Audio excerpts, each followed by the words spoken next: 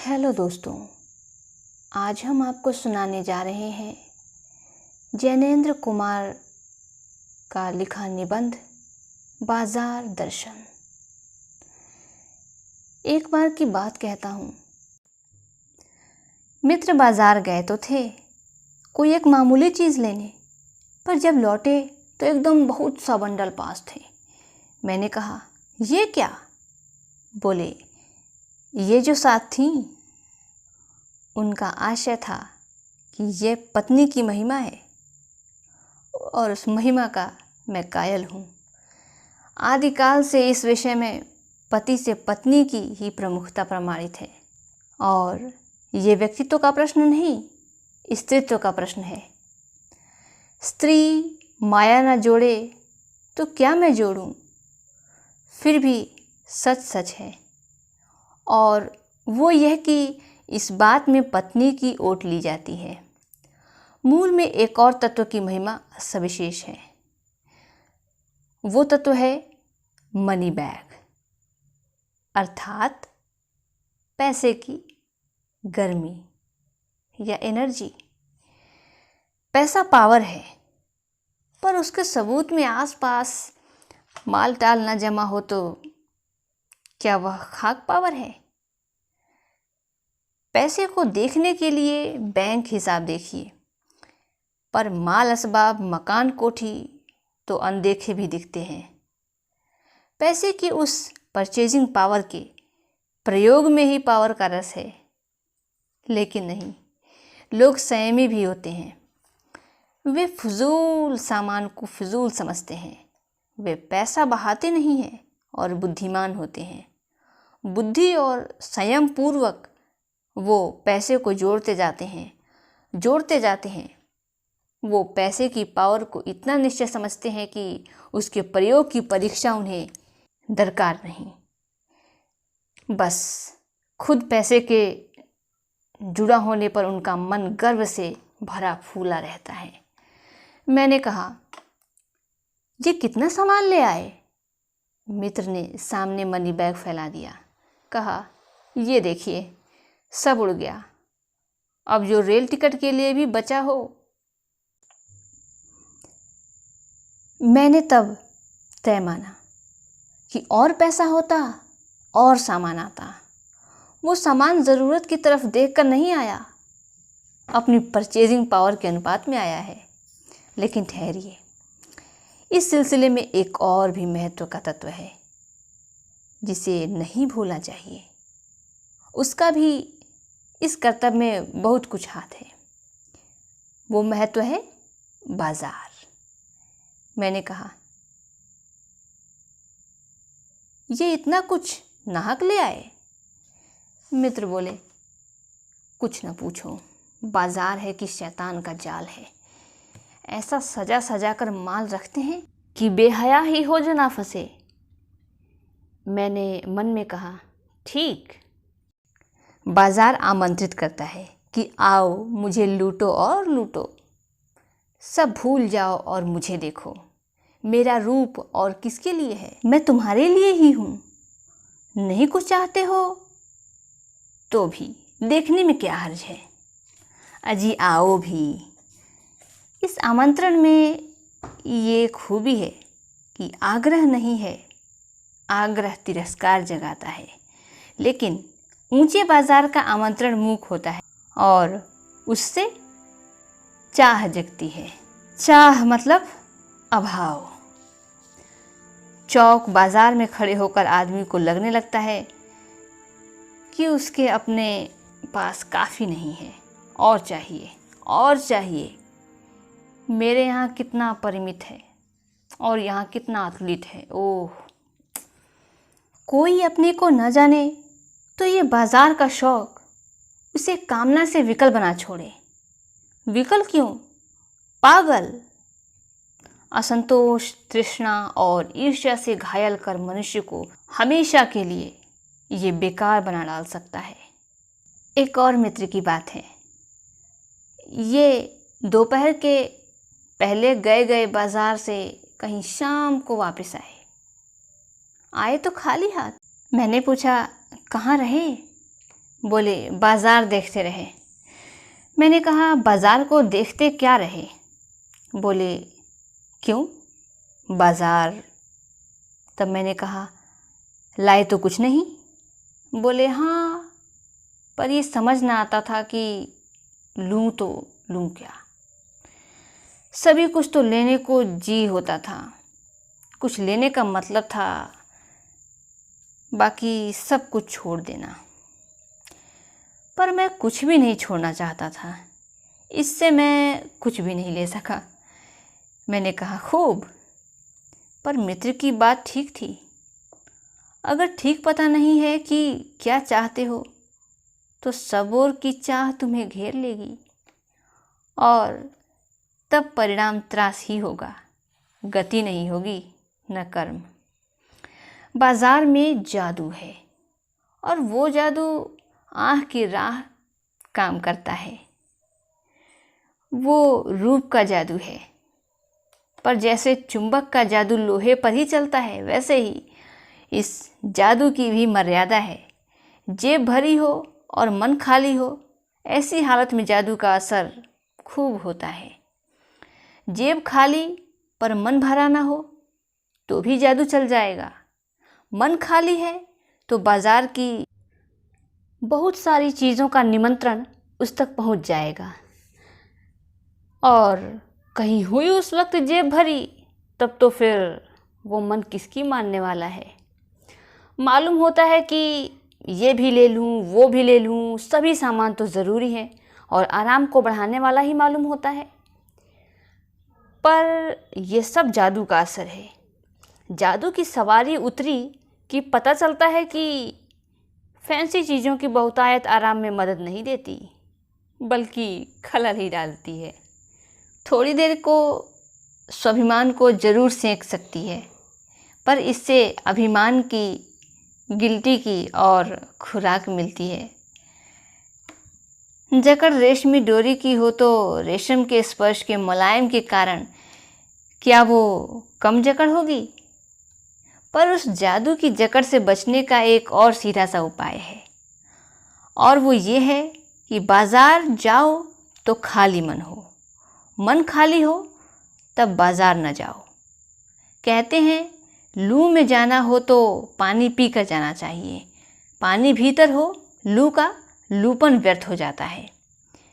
मन लक्ष्य में भरा हो तो बाजार भी फैला का फैला ही रह जाएगा, तब वो घाव बिल्कुल नहीं दे सकेगा, बल्कि कुछ आनंद ही देगा।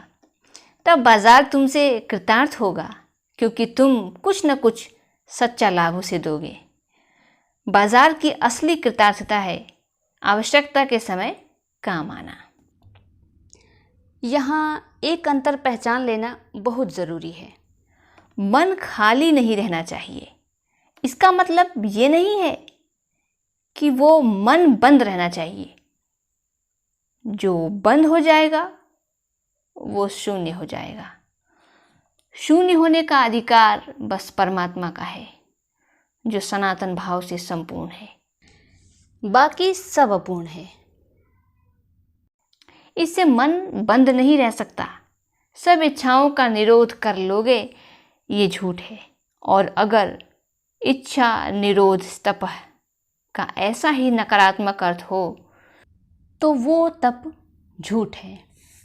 वैसे तप की राह रेगिस्तान को जाती होगी, मोक्ष की राह तो वो नहीं है। ठाठ देकर मन को बंद रखना जड़ता है। लोभ का यह जीतना नहीं है कि जहाँ लोभ होता है यानी मन में, वहाँ नकार हो। ये तो लोभ की ही जीत है, यानी लालच की ही जीत है, और आदमी की हार। जब आँख ही अपनी फोड़ डाली तब लोभनीय के दर्शन से बचे तो क्या हुआ? ऐसा क्या लोभ मिट जाएगा? और कौन कहता है कि आँख फूटने पर रूप दिखना बंद हो जाएगा? क्या हम आँख बंद करके ही सपने नहीं देखते? और क्या वो सपने हमारा चैन भंग नहीं करते हैं? ये अकारथ है, ये तो हठ वाला योग है। शायद हठ ही हठ है, योग नहीं। इससे मन कृश भले हो जाए, और पीला और अशक्त जैसे विद्वान का ज्ञान। वो मुक्त ऐसे नहीं होता। इससे वो व्यापक की जगह संकीर्ण और विराट की जगह क्षुद्र होता है। इसलिए उसका रोम रोम मूंद कर बंद तो मन को करना नहीं चाहिए। वो मन पूर्ण कब है? हम में पूर्णता होती तो परमात्मा से अभिन्न हम महाशून्य ही न होते। अपूर्ण है, इसी से हम हैं। सच्चा ज्ञान सदा इसी अपूर्णता के बोध को हम में गहरा करता है। सच्चा कर्म सदा इस अपूर्णता की स्वीकृति के साथ होता है।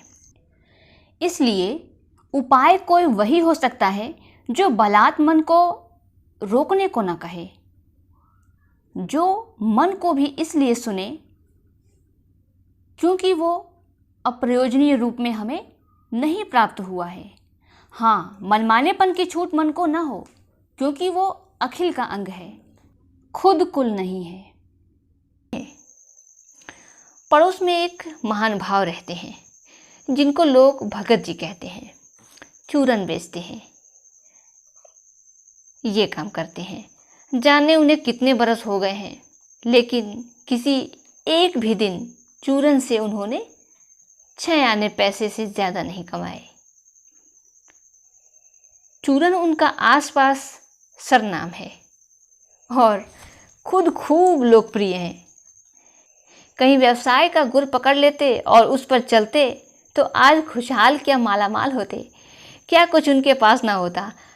इधर 10 सालों से मैं देख रहा हूँ, उनका चूरन हाथों हाथ बिक जाता है, पर वो न उसे थोक देते हैं न व्यापारियों को बेचते हैं। पेशगी ऑर्डर कोई नहीं लेते। बंधे वक्त पर अपनी चूरन की पेटी लेकर घर से बाहर हुए नहीं कि देखते देखते 6 आने की कमाई उनकी हो जाती है। लोग उनका चूरन लेने को उत्सुक जो रहते हैं, चूरन से भी अधिक शायद वो भगत जी के प्रति अपनी सद्भावना का देने को उत्सुक रहते हैं। पर 6 आने पूरे हुए नहीं कि भगत जी बाकी चूरन बालकों को मुफ्त में बांट देते हैं। कभी ऐसा नहीं हुआ कि कोई उन्हें 25वां पैसा भी दे सके। कभी चूरन में लापरवाही नहीं हुई और कभी कोई रोग होता भी मैंने उन्हें नहीं देखा है। और तो नहीं, लेकिन इतना मुझे ज़रूर निश्चय मालूम होता है कि इन चूरन वाले भगत जी पर बाजार का जादू नहीं चल सकता। कहीं आप भूल न कर बैठिएगा, इन पंक्तियों को लिखने वाला मैं चूरन नहीं बेचता हूँ। जी नहीं, ऐसी हल्की बात भी न सोचिएगा। ये समझिएगा कि लेख के किसी भी माने पाठक से उस चूरन वाले को श्रेष्ठ बताने की मैं हिम्मत कर सकता हूँ। क्या जाने उस भोले आदमी को अक्षर ज्ञान तक भी है या नहीं, और बड़ी बातें तो उसे मालूम क्या होंगी। और हम आप न जाने कितनी बड़ी बड़ी बातें जानते हैं। इससे ये तो हो सकता है कि वो चूरन वाला भगत हम लोगों के सामने एकदम नाचीज आदमी हो, लेकिन आप पाठकों की विद्वान श्रेणी का सदस्य होकर भी मैं ये स्वीकार नहीं करना चाहता हूँ कि उस अपदार्थ प्राणी को वो प्राप्त है जो हम में से बहुत कम को शायद प्राप्त है।